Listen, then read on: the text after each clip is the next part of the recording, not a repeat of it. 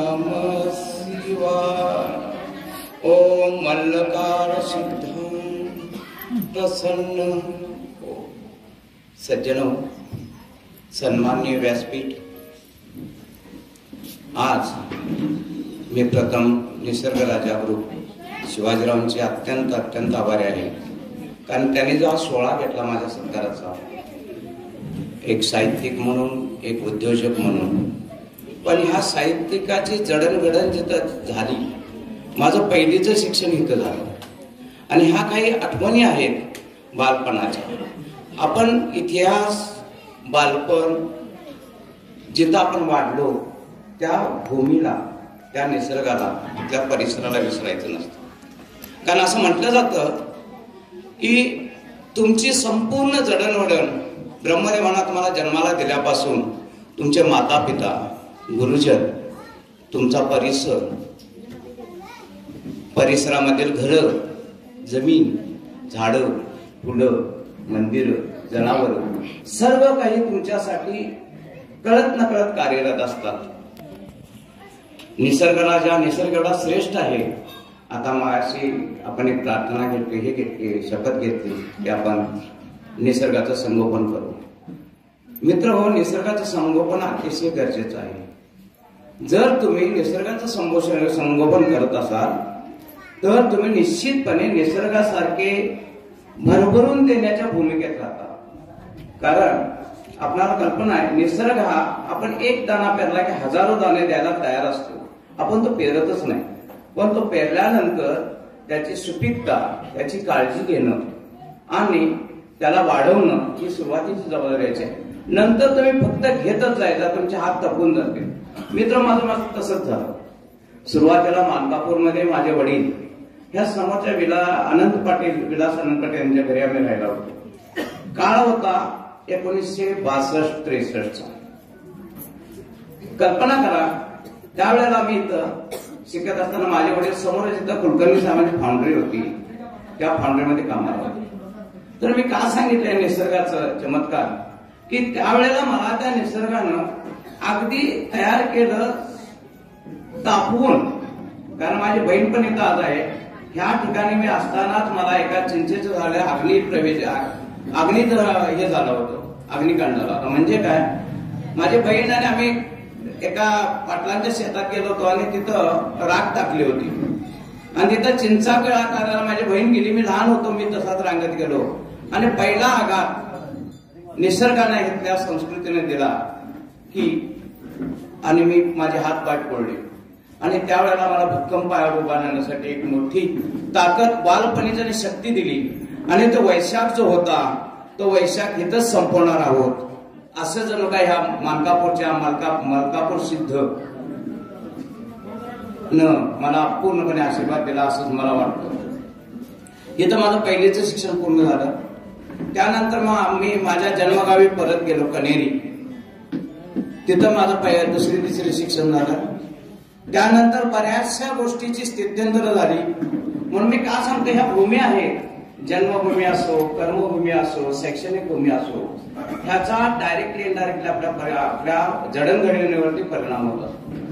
मित्र, फक्त कल्पना करा की तुम्ही जात असताना एखादा माणूस म्हटला, हा माणूस चांगला आहे, हा ज्या कार्याला चालायचे तर चांगलं होऊ दे, एवढं जरी म्हटलं तर त्याचं कार्य सफळ होतं. आपण ते करत नाही. आपण कोणाला काय द्यायचं म्हटलं तिथं कंजूसपणा करतो. माझा काय संबंध, तो काय माझा ओळखीचा नाही, अनोळखी नाही आहे, त्याच्यासाठी मी कशाला प्रार्थना करू. त्याची एक छोटीशी गोष्ट माझ्या आयुष्यात घडलेली सांगतो. मी माझं बालपण जसं हिचे खडतर गेलं, तसंच पुढचं संपूर्ण अप टू कॉलेज लाईफ म्हणण्यापेक्षा लग्नापर्यंत संपूर्ण माझं जे जीवन आहे ते खडतर प्रवास आहे. उपासमारीचा प्रवास आहे, कुपोषित आहे. मला पुरेसं खायला मिळत नव्हतं, त्यामुळे मी कुपोषित होतो. अनेक ठिकाणी मी घरगडी म्हणून वगैरे काम केलेलं आहे. नंतर शासकीय सेवेत काम केलं आहे. मी जास्त किंवा काय बोलत नाही, कारण तो माझं आत्मचरित्र आहे, ते जवळ 248 पानाचं आहे. आणि त्यामध्ये, त्या पुस्तकामध्ये संपूर्णपणे वर्णन केलं तिथल्या प्रत्येक शक्तीनं मला कसा डायरेक्टली इनडायरेक्टली आधार दिला. मित्र, एक वेळ मी माझ्या गोकुळ सरगावच्या कर्मभूमीमध्ये कनेरी नंतर गोकुळसर गाव होतं, तिथं पण आमचं घर होतं आणि आमच्या वाटणीला त्यानंतर आम्ही तिथे गेलो.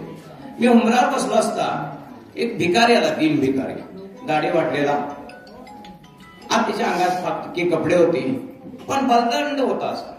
जणू काय तो मला असं आत्ता वाटतं इथं पाहिल्यानंतर तो मलकार सिद्ध तर का नसावा. तो आला आणि मी उमरा बसलो होतो. ते मी मला वाटतं कॉलेजच्या 3ऱ्या-4थ्या वर्षाला होतो. जरा तारुण्याची रग होती, मस्ती होती अंगात, कुणाच काय ऐकायचं नाही, गुरमी होती, कुणाला किंमत द्यायची नाही, अशा पद्धतीचं माझं त्यावेळेला नेचर होतं.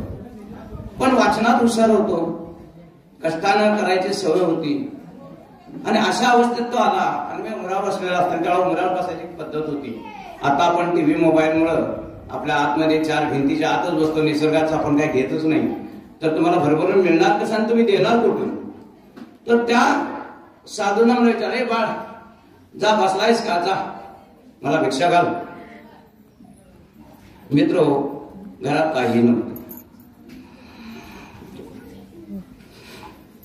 माझी चुकपासमा झाली.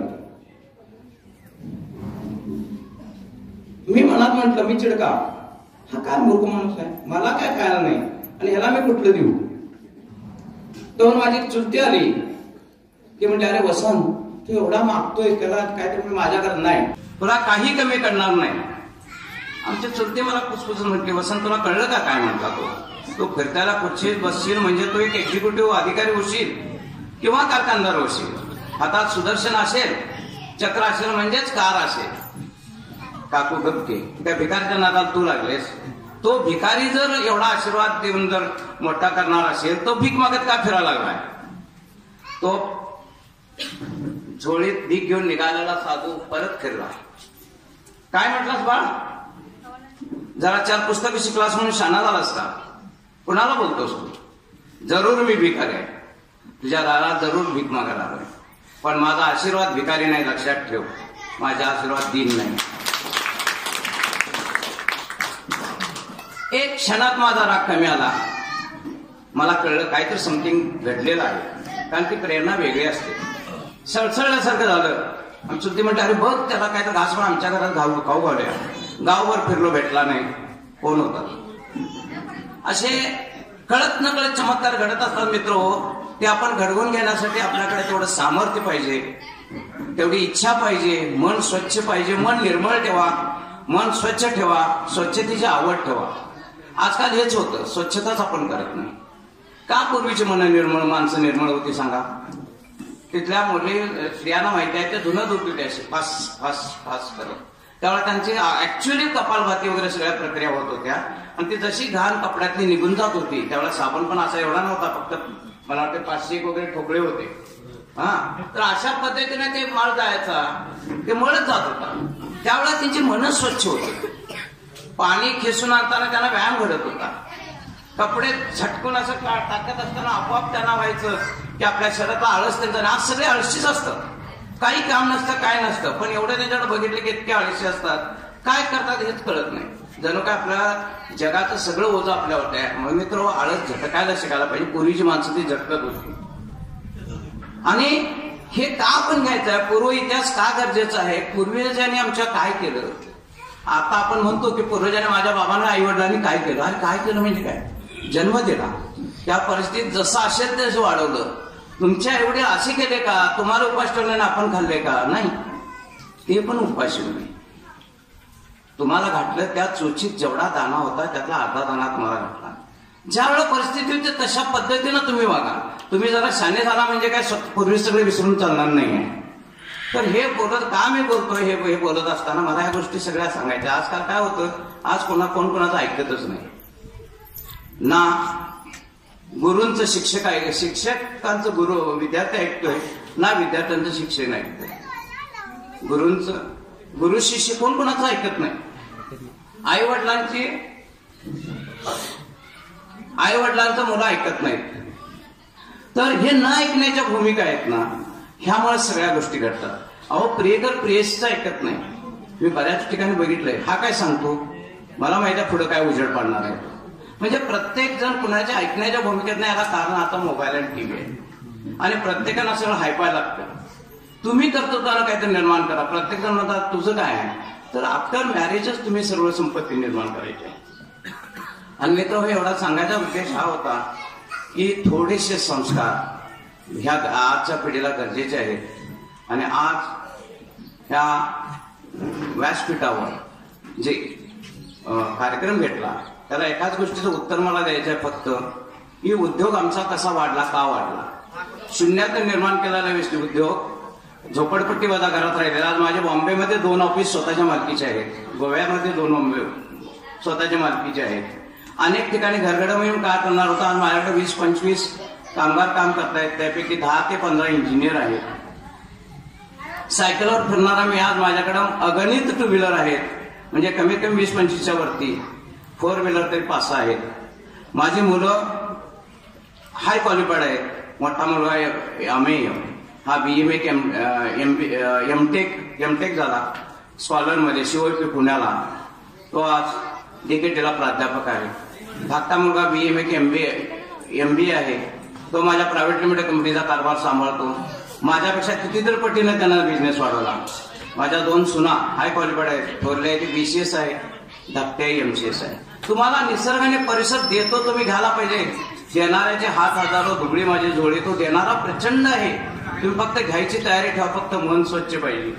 आणि आमचा उद्योग वाढण्याचं दुसरं कारण म्हणजे माझा व्यवसाय माझ्या मिसेसचा आहे. तिनं काय केलं, मी सांगत ते ऐकलं, का म्हणून प्रश्न विचारला नाही, म्हणून हा व्यवसाय वाढू शकता. आजकाल काय होतं, काय सांगितलं तुम्हाला काय करते, यु नो माय क्वालिफिकेशन, म्हणून बाबाला मुलगा विचारतो. बाबांना आपलं काय ते सांगितलेलं असतं, बाबा हे कर, त्याला काय ते धोके माहिती असतात. पण आज न ऐकण्याच्या भूमिकेमुळे हा समाजात व्यथा निर्माण होत चालते. जरा ऐकून बघा, दुसऱ्यांचा विचार करून बघा. समाज अहो तुम्हाला झेलायला तयार आहे. कोण शिवाजीरावांना मी आज पहिल्या वेळा पाहिलं, पण ते म्हणते मी पुस्तक वाचल्यानंतर मला वाटलं की माझ्या मानकापरात तुमची जडणघडण झाली. तर अशी ही भरभरून कळत न कळत अदृश्य शक्ती सुद्धा तुमच्या पाठीशी उभे राहतात. भविष्याची काळजी तुम्ही करायची गरज नाही, भविष्याची काळजी घेणारी अदृश्य शक्ती आहे. फक्त तुम्ही प्रामाणिकपणे कार्य करत राहा. मन परिसर स्वच्छ ठेवा, निसर्गाची काळजी घ्या, सर्व काही चांगलं. एवढं बोलून मी हॅलो.